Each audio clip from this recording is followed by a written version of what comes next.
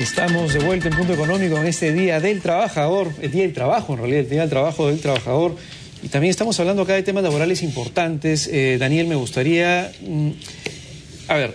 me gustaría ver un poco el impacto económico detrás de esta ley.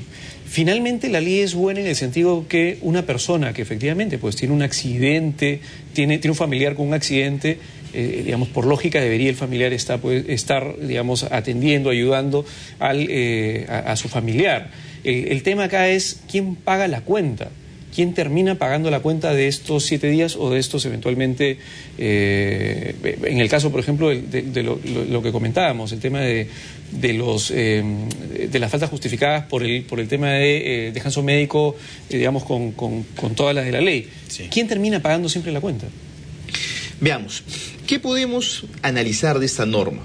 Y a propósito de esta, de otras normas que se vienen dando en los últimos meses, que van en el mismo sentido, ¿no? Como las vamos a comentar después. Yo considero de que la norma es interesante en la medida que rescata algo que ya se viene perdiendo, y que es el valor de la familia.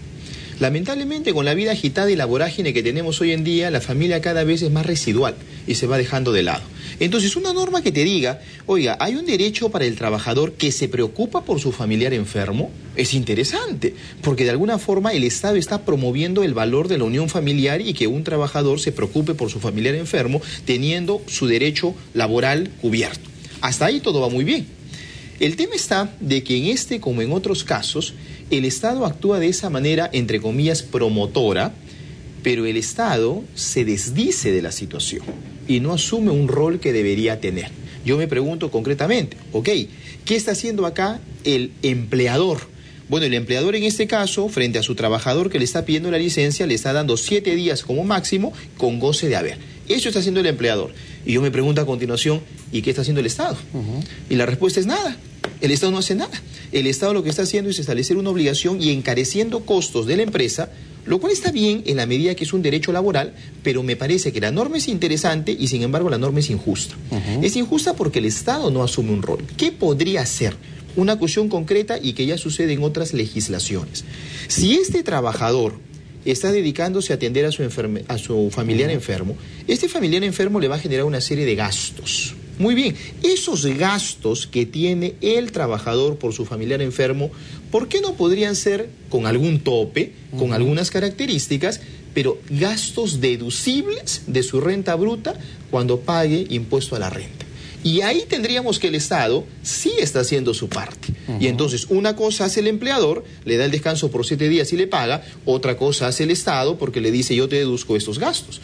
Hoy en día la deducción para una persona natural en estos casos de renta de quinta categoría es sobre una renta presunta, ficta, donde te dice te dedujo un porcentaje de 7 UITs en general. Pero no es sobre una renta real. Claro, pero ahí el tema es que la mayoría, digamos, una gran cantidad de trabajadores ni siquiera paga impuesto a la renta de quinta categoría porque el monto que gana, digamos, no alcanza el mínimo, digamos, de pago, de ingreso que debería tener el trabajador para pagar la renta de quinta categoría, con lo cual no tendría mucho sentido en ese caso. Lo que sucede es que, claro, todo esto es un cambio estructural general, ¿no? Si realmente el Estado, como es la premisa fundamental en esos temas tributarios, desea aumentar su recaudación, lo que tiene que hacer es aumentar su base tributaria. Eso ya es una verdad de perogrullo, sin embargo no se hace. Lo que tiene que hacer es aumentar la base tributaria. ¿Y cómo aumenta la base tributaria? Formalizando. ¿Y cómo formaliza? Cerrando justamente los caminos. Si yo sé que puedo deducir y para deducir tengo que acreditar esos gastos, yo de esa forma voy a obligar que los proveedores también sean formales. Y entonces la situación se va cerrando y se formaliza a través de un incentivo, porque finalmente el mercado funciona en base a incentivos, no en base a una norma que te exija hacer algo. Daniel, a ver, entonces yo te voy a hacer otra propuesta, digamos, para tratar de arreglar este tema y meterlo todo en un solo paquete. Es una cosa bien sencilla que tiene que ver también con una forma de resolver, en que resuelve el mercado las cosas. ¿Por qué, por ejemplo, el seguro de salud que se paga y que el monto es bastante alto, digamos, con respecto a la remuneración, no incluye, si hay que aumentarle unos picos adicionales de porcentaje, ¿por qué no incluye no se convierte en un seguro real? Por ejemplo, cuando una mujer sale embarazada, que es lo que vamos a comentar a continuación, sale embarazada, lo que sucede es que la empresa paga, ¿de acuerdo? Y luego Salud devuelve. ¿Por qué? Porque el pago de, digamos, la mensualidad de salud, lo que hace es estás pagando un seguro finalmente, y es un seguro que beneficia completamente al trabajador para que el trabajador pueda, digamos, tener sus 3 meses de maternidad sin ningún problema, y digamos, hay un impacto en la caja de corto plazo de la empresa, porque la empresa tiene que pagar esos 3 meses, ¿de acuerdo? Pero luego se lo devuelve.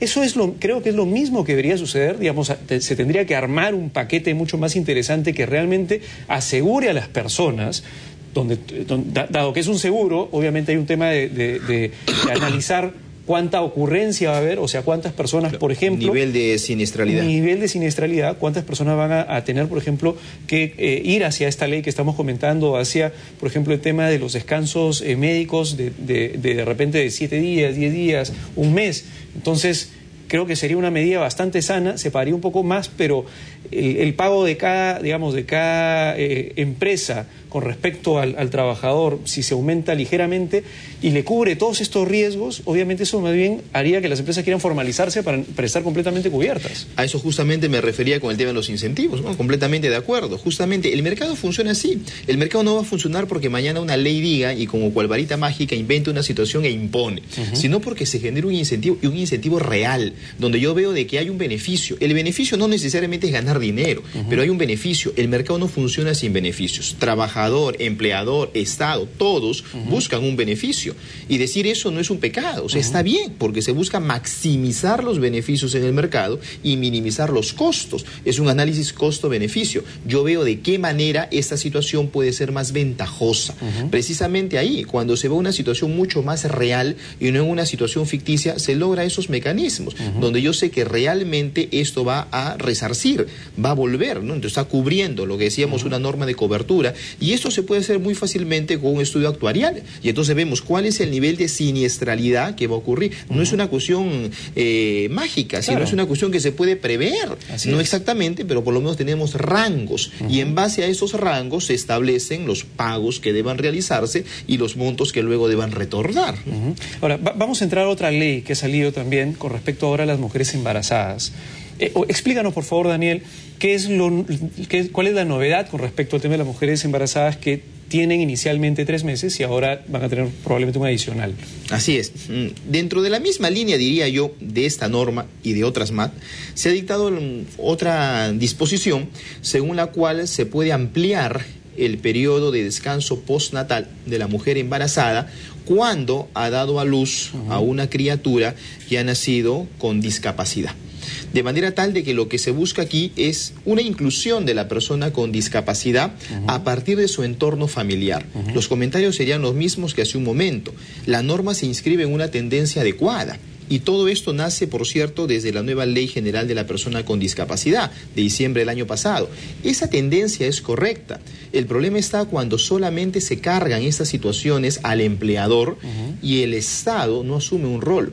Porque de esta manera, la buena intención de la norma, que no me cabe duda que la hay, esa buena intención se desnaturaliza y al final de cuentas la medicina termina siendo peor que la enfermedad, donde el Estado no se percata que cuando tira demasiado de la soga, lo único que está generando es la potencialidad de promover la informalidad de las empresas. Porque la empresa va a decir, oiga, por ser formal, ahora tengo que asumir esto y lo otro, y lo otro, y lo otro, más todo lo ordinario que hay de cuestiones laborales. De manera tal de que se promueve una informalidad cuando eso no debería ser así. O sea, generemos incentivos para que realmente se cumpla. Si yo veo de que hay un incentivo, entonces lo voy a cumplir. Las empresas van a ser formales en la medida que vean de que esos incentivos se dan, pero no de que tengo al Estado que solamente me está estableciendo obligaciones y el Estado no está asumiendo eso.